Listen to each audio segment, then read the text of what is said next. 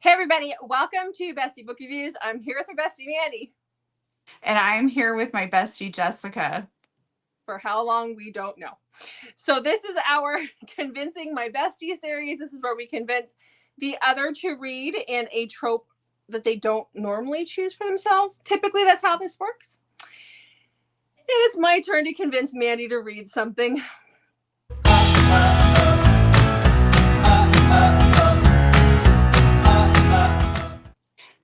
Sometimes I know what's going to be happening. Today, I have no idea. Lucky me. I know. It was one that you brought up the other day, and I was like, oh, I can do that. So we're doing monster romance today. Oh, God. I brought that up. What was I thinking? You were like, monster romance or fated mates. And I was like, I know. I was listing off what people have said. Speaking of that, I will be convincing Jessica to read something in the next couple of weeks. So please comment. What should I force her to read? True. Brother's Best Friend? Anyone? Okay. YA? Okay. Book talk books? Why would you the ideas just keep flying? I know. So please I know. comment below and let me know what I should convince her to read. But before you do that, what kind of show have we turned into over there? I'm hot. Oh, what? Because of my tank top? I'm hot. Lights get hot. Anyway, maybe I should put the graphic over you during that part. Hit that subscribe button. We love to give away free books. So make sure you do that. And then again, please leave us some comments. We love to interact with you. Okay. Are you ready? I can't think of a time I've been more ready. I got the best list. So I'm excited for this one. This is going to really take you out of your wheelhouse here. Okay. So the first book that I have for you, I really don't think that anybody is going to be surprised. I didn't flag my thing. Oh yeah, I did. It's over here. Sorry, I'm in the second book now, and it's just hard to find my stuff. Okay, so I mean, this one I'm going to talk about because you're not going to be surprised. Honeysuckles by January. No. I really want you to read this one. So this one is about Demi and Creed.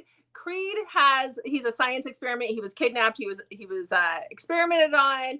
He was spliced with monster DNA, which gave him a fun cracking peen. And he's got vampire and wolf, and there's something else in him too. Oh, dragon. There's a dragon in there too. So he's been spliced with this. He breaks out from the facility, and he ends up in this little town where he can smell his mate. Like, he knows his mate is there because he's got these monsters in him. He's very gruff. He's very, I don't know, just there's something about Creed. He's just that dark, gruff, broody guy. And Demi runs the diner in town. Her mom and her grandma ran it before her. Now she's running it. And one day Creed comes in, and there's just something about him that she's attracted to, but she doesn't know how to go about that. This book has like all the fun tropes. There's the breeding trope, which is amazing, but it also has like somnophilia. It has over the top possessive. There's nodding in this one. There's a lot of fun in this book. So that's option number one for you. And I know that you're on a very short turnaround for these, so just let you know it's less than 250 pages. Okay. All right. So the next one that I have for you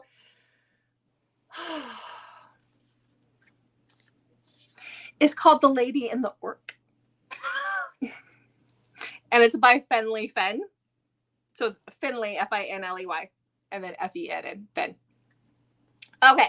So this one, I actually teared up in this one. Believe it or not. This one got emotional for me. Yeah. So there is audio for this one. There wasn't when I read it, but there is now. So just so you know, it's out there. So this is in her Orc Sworn series. This is the first book in that series. This is about, this is crazy. This is crazy over the top. There's a lot of fluids in this one, but it is a lot of fun, but it does have its emotional moments. So it's about Lady Nor. So she is married to Lord Nor, who is a douche canoe, for lack of a better term. And because she hasn't gotten pregnant, he is very cruel to her. He refers to, she calls her barren. She thinks that she can't have kids, and he abuses her. So she lives as a lady in an estate, but she lives as like a poor lady in an estate because he's off gallivanting and doing whatever he does, and other women as well. And she's just got to sit home and take it. There's a war going on between the orcs and the humans. And one day her estate, when her husband leaves, her estate is raided by a orc war party. And that is where we meet our hero, who is Grimmar, or Grimmar is how you say his name. And he kidnaps her and he takes her because having the Lord's wife is going to help them win this war. So it is captive, but it's good. It is good. There's a lot of fluids. I hope nobody comes in here and reads my notes. Okay. Just know these are fun. These are just fun. They're not, you can't take them too seriously. They're just fun. Okay. So then the other one that I have for you, I read a while ago, but I really enjoyed it when I read it. And it's not this one. But I've got like 4 books here. So that is, hold on. Luxuria is what it's called. And it is by Colette Rhodes. This is about Ophelia, who is born into like a family of hunters, and they hunt these creatures called shades. And she is kind of like the black sheep of the family because she's attracted to these creatures. They're from a different realm, but her family's hunters, so they kill them. Anyhow, she's always had an attraction to them. Like she's always had like these feelings, and they decide that so somehow it's decided the king of the shades needs a bride. And since her family doesn't want to sacrifice their favorite children, they decide to bring her home and make her be the one to marry the king of shades. And so she does that because she was kicked out of her family and her thing because she has fantasies of them. So anyhow, there is a lot to that story. I think there's audio for this one now as well, but there's a lot more to the story. But it is an arranged marriage. It has, 2 different worlds kind of going on there, but I liked it. I liked it a lot. Okay. I haven't continued on. I think there's been more books that have come out, but Okay. So the next one I've tried to get you to read before and you haven't done it. And I'm pretty sure it's sitting on your friggin' shelf behind you somewhere. Really? Yeah. So this one is when I say monster, it's kind of going to be a little light on the monster just because he's not like a scary monster, but he is one of the 4 horsemen of the apocalypse. So we consider that a monster. Okay. Oh, this is sitting. It is on your shelf. Yeah. Yep. So this is Pestilence by Laura Thalassa. This is very, very popular in fantasy. Yeah, it is. It's right there. This is the first book in her 4 Horsemen of the Apocalypse series, or 4 Horsemen, I think is what she calls them. These books are so good. The second one is my absolute favorite, but I love the first one too. So this is about Pestilence and Sarah. So Sarah is a firefighter in Winthrop. The end of the world has obviously happened. The 4 Horsemen of the Apocalypse have shown up, and then now it's just so like then they kind of like all go to sleep, and so now it's just Pestilence walking around killing everybody with pestilence. And so she's a firefighter up in Winthrop. She hears that Pestilence is coming. He's riding on his horse, and so they're evacuating the town. And so she, being one of the firefighters, is one of the last people to evacuate. They're drawing straws at the fire hall, her and the other guys, to see who's going to stay behind to try to kill Pestilence, because apparently they think that they can do that. And so she draws the short straw, or the short match, and it is her job to kill him. And so she ends up setting him on fire, I think is how she does, if I remember right. But she does. She waits for him to come down the road, and then she does what she does and tries to kill him. But it doesn't kill him. So then he takes her with him because, he sees something there that's telling her to do it. So as far as monster goes, on the outside, he's hot. He's not really a monster, but he is, because he's one of the 4 Horsemen of the Apocalypse. It's pretty monstrous to me. And I love all the, like, they go down I-5 into Seattle. When I was picturing, there's a scene, they stay in Seattle for a couple of days. I was picturing your aunt and uncle's house. Because I was like, I don't know what else to picture. So there you go for that one. Okay.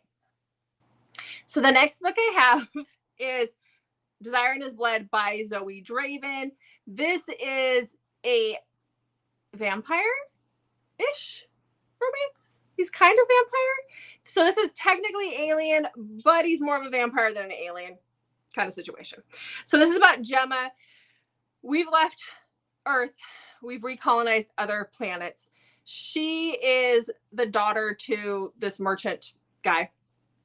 And Azure is the king of his people, or he leads his people.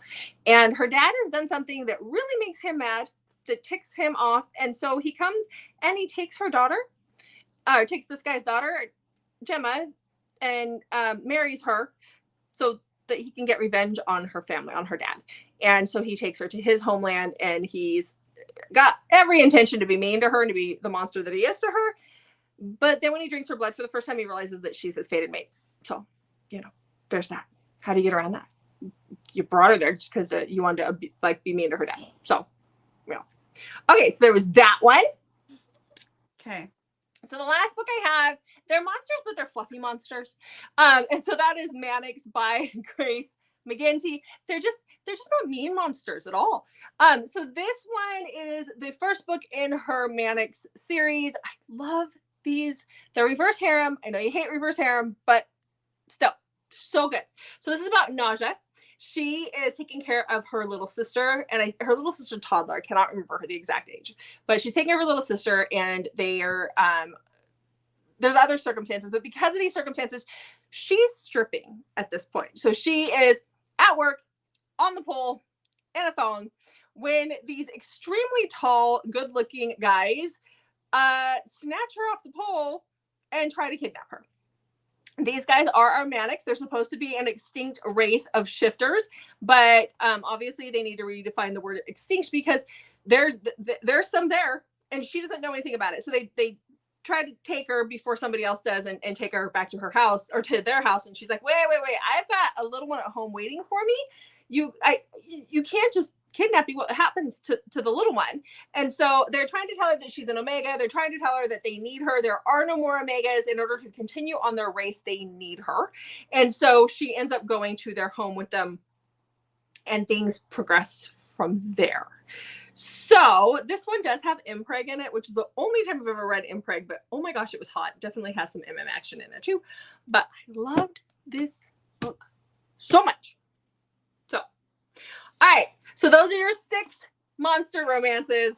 What you gonna do? Well, I've narrowed it down already to Honeysuckles or Pestilence, but I don't know which one to pick. I don't know. That's a hard one. I love them both. I mean, Pestilence is going to be more mainstream and not as crazy, where Honeysuckles is crazy. Pestilence has audio, and I know that we're doing this shorter because you're leaving on vacation than what we normally do, where Honeysuckles is, but Honeysuckles is shorter in general. So, I don't know. There's a part of me who feels like I should pick a Honeysuckles because it sticks more to the theme of like the true monster. And I do have Pestilence on my bookshelf that I just need to read. So I'll do Honeysuckles. Okay. Okie dokie. We'll be back if Mandy survives this. Okay, Mandy, you finished. I did. Are you going to admit me to an asylum or something? Are you going to be calling my husband saying I need help? Why? Because the book is so crazy. Oh, no. Okay. All right. I did write down a quote, though, that really stuck with me. I bet you did. I wrote down, I put on my best customer service voice like Demi taught me. what the do you want? He's taking orders at the diner. Love Creed. And when we get into her next book, Snapdragons, you see him in the diner again with his with Demi and whatever, and he is still just as gruff and hateful. I love it so much. It's like the highlight of that book for me. So good. He's like, maybe customer service isn't for me. I rated it a 4. I really enjoyed it. Mm-hmm. I was very sad for him at the beginning. Like the beginning was, I don't like reading that kind of stuff. Okay.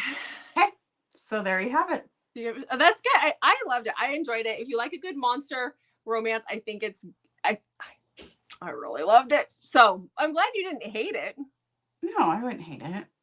If you have not read monster romance before, it's not really my thing, and I did enjoy this. So I think it would be one that somebody who's not used to the trope would also enjoy. Yeah, you could follow along with it. Try something different. Yeah. All right. Okay. Well, make sure to check back on Mondays, Thursdays, and Saturdays for new videos from us.